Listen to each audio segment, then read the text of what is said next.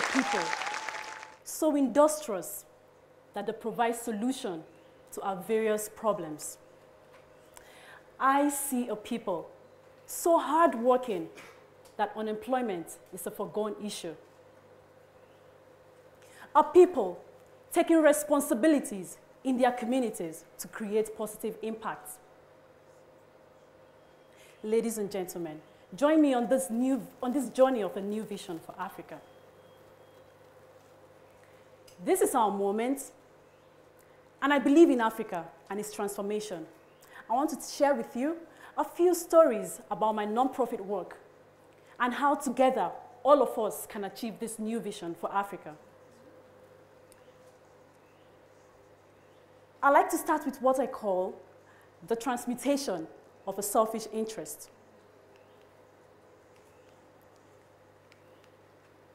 Okay. My nonprofit work began during my undergraduate school days at the age of 19.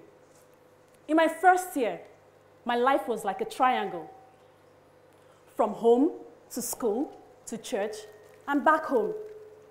And in my second year, this trend continued until I had a major shift. This shift came with my decision to join a campus-based organization called Students in Free Enterprise, known as SIFE and also Enactors. All I heard about SIFE was that it would provide a platform for me to travel out of the country and represent my school at competitions. I had no idea what these competitions were about or what the organization itself entailed. But the mere knowledge of an international travel experience got me much more enthusiastic and excited. And so I passed through the recruitment process and I got into the organization. I must say at this point that this marked the beginning of my social entrepreneurship work.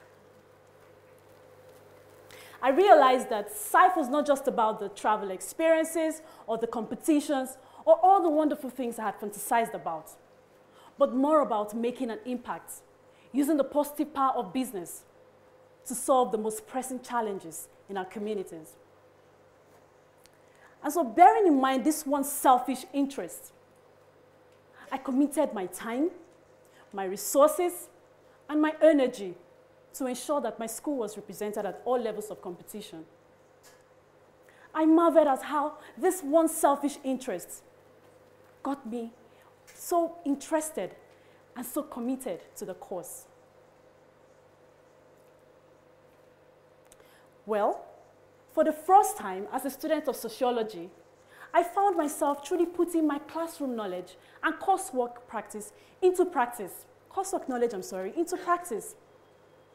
I became actively involved in the development and management of various life-changing projects that helped to improve the quality of life and standard of living of the people involved. Some of such notable projects is the Girl Child Empowerment for Sustainable Development. This project helped to empower some young girls in a rural community with lucrative skills to start their own businesses. Another project, as I must mention at this point, is what we called the Indomie Buka. This is an urban project that helped to liberate 5 unemployed youths from poverty. As you can see, we gave them Indomie push carts, mobile push carts, to start up their mobile fast food businesses. Today, all of them are thriving and they are making a lot of money. All of these experiences have helped me to develop my leadership, my project management, and my networking skills. It has most importantly helped me to jumpstart my career and exposed me to a number of other opportunities. And so in 2010, I was selected to participate in the study of the US Institute for Student Leaders on the theme of social entrepreneurship. It's a popular program called SUSI, sponsored by the US Department of State. Well, at this point, I guess some of you may be saying, look at how that selfish interest got her to the United States, right? Well, I thought same too, and I was really excited about it. My SUSI experience helped me to examine how business principles and entrepreneurial skills can be applied to solve social problems. And so motivated by this knowledge and following my passion to help young people, I returned to Nigeria, and upon graduation, I launched the project, Raising Young and Productive Entrepreneurs, RIPE. RIPE is an after-school youth development program that was inspired by shocking statistics I found during my research that identified young people in Nigeria, especially high school leavers, as the set of people with the most, who are more vulnerable to social vices, with the highest rate of unemployment, and generally lack of entrepreneurial skills. This motivated me especially to develop a program that will help to educate, engage, and empower young people to develop skills and tools to become better leaders and entrepreneurs. RIPE has been offering skills training, providing internship and volunteering opportunities, mentoring, and entrepreneurial development programs that has helped these young people to become better people. The positive feedbacks we receive are part of the things that make me feel fulfilled on a daily basis. Just 3 weeks ago, we organized a one-week intensive training program where over 40 of these high school leavers participated. I marveled at the enthusiasm and the excitement with which they embraced and responded to our program. You could see that these young people were hungry for information. They were hungry for knowledge. They were hungry for a platform to develop themselves. And so one of our participants, who eventually came to volunteer with us, shared his success story, how his parents had forced him to study a course that he was not passionate about. But our program encouraged him to go for the course he had passion for. And today he has received admission to study that course. Another participant had a beautiful idea, but there was nobody to help him nurture that idea. It was a business idea. And we helped him access some grants. We coached him, we mentored him, and today he has set up his business. He is doing very well. One very interesting principle I have drawn from all of this is that in every positive selfish interest lies a noble selfless cause. All you have to do is identify it and transfer energy. Young people these days believe that everything they do has to be profitable. Well, no doubt, I get lots of questions. So what do you have to benefit from this? Is somebody paying you for this? And sometimes I don't just answer such questions because for me, the benefits now outweigh, so any financial benefits they felt I was receiving or I should have received. This reminds me of the law of conservation of energy in physics that says that energy can neither be created nor destroyed, but can be transferred from one form to another.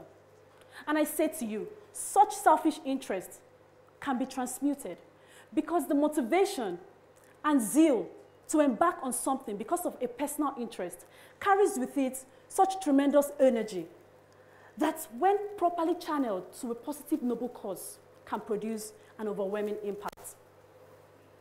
So recognizing that there is something in it for you and there is something in it for others is a crucial part of this journey.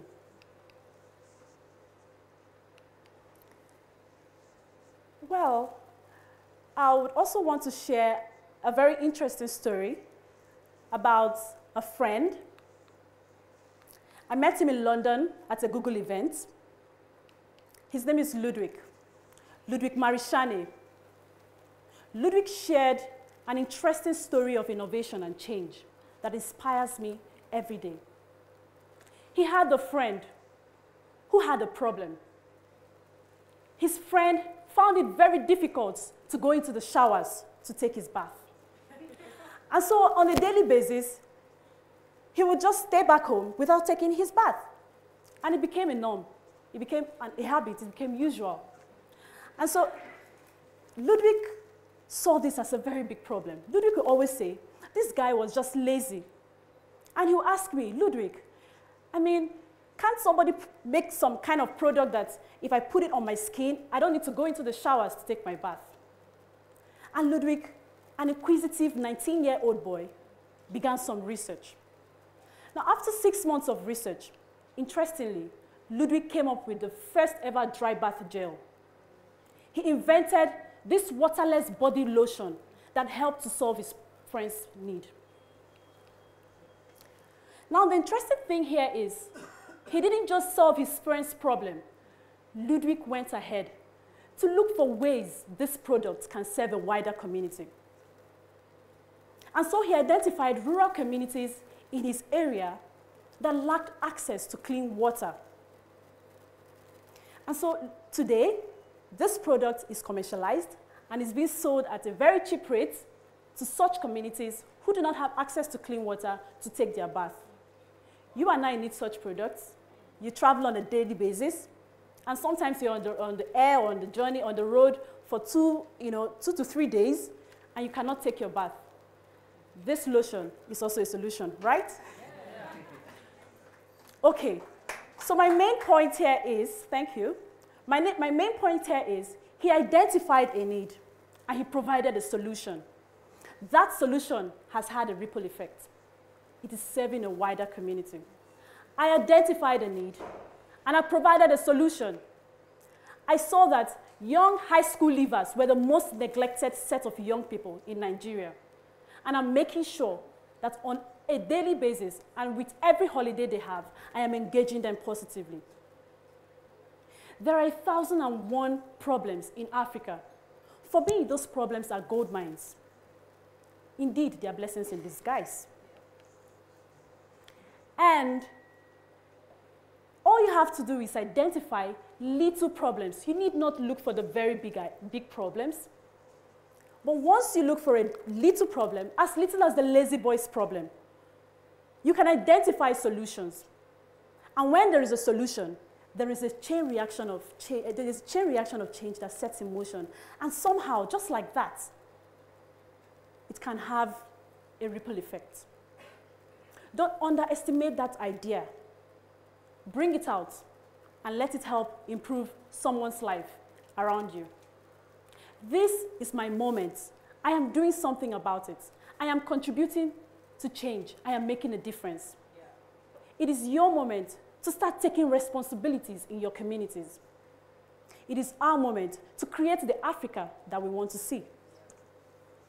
There's a saying that it is he that wears the shoe that knows where it pinches. So why sit back and wait for other people to provide the solution to the answer to the problems that we have in Africa? Yeah. When we know how it hurts, and we know how to heal the wounds, and we know how to make it stop paining us. I see no better time than now.